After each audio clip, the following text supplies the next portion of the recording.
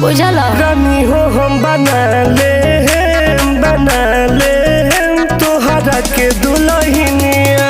अच्छा अगर कोनो बोली तो हिला दे हम पटना रे राजधानिया। बर्बाद कर दे। ठीक है बा।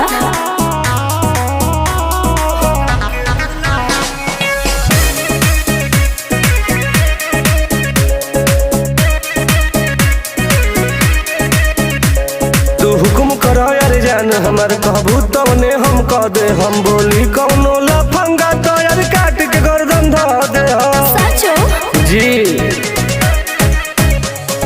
कितना बेर जेल तू गइला हो, इहे सब जान तू कइला हो।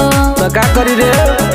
दिल में छेद जैसे छेदता पीनी